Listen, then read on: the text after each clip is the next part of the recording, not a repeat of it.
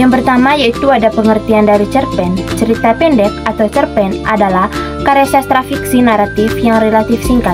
Biasanya berfokus pada satu peristiwa atau konflik utama dengan sedikit tokoh. Berbeda dengan novel, cerpen lebih berfokus dan langsung pada inti cerita. Yang kedua yaitu ada tujuan dari cerpen. Cerpen bertujuan untuk menyampaikan pesan moral, menghibur pembaca, mengeksplorasi tema tertentu, atau bahkan sekedar membagi pengalaman penulis. Yang berikutnya yaitu ada ciri-ciri cerpen. Cerpen memiliki ciri khas yaitu sebagai berikut. Yang pertama, singkat dan padat. Yang kedua, fokus pada satu konflik utama. Yang ketiga yaitu tokoh terbatas. Yang keempat, alur cerita yang terfokus. Yang kelima, gaya bahasa yang efektif dan menarik. Unsur-unsur cerpen yaitu yang pertama ada tema. Tema yaitu ide atau gagasan utama yang ingin disampaikan penulis. Yang kedua yaitu ada tokoh. Tokoh yaitu orang atau makhluk yang berperan dalam cerita, meliputi tokoh utama atau sering disebut protagonis, dan tokoh lawan sering disebut yaitu antagonis. Yang ketiga yaitu ada alur.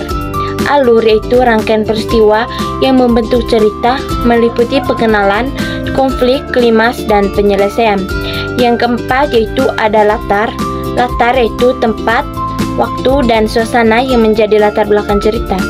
Yang kelima yaitu ada sudut pandang. Sudut pandang yaitu cara penulis menyajikan cerita, misalnya sudut pandang orang pertama, sudut pandang orang ketiga, dan sudut pandang orang serba tahu. Nilai-nilai dalam cerpen yaitu cerpen seringkali mengandung nilai-nilai moral, sosial, budaya, atau bahkan filosofis. Nilai-nilai ini dapat berupa nilai kejujuran, keberanian, kasih sayang, persahabatan, dan lain sebagainya.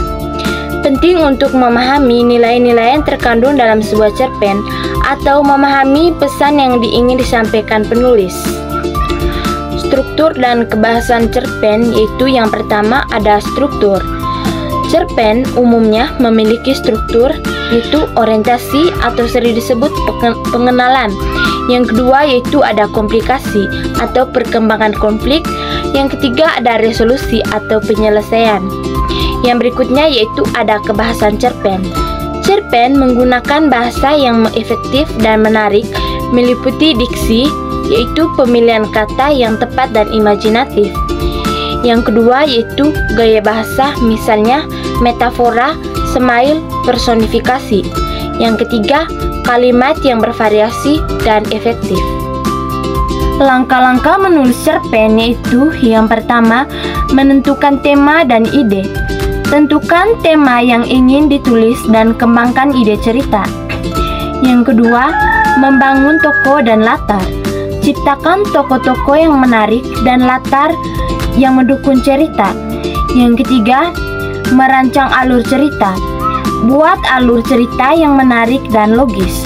Yang keempat, menulis naskah. Tulis cerita dengan memperhatikan struktur dan kebahasaan. Yang kelima, merevisi dan menyunting.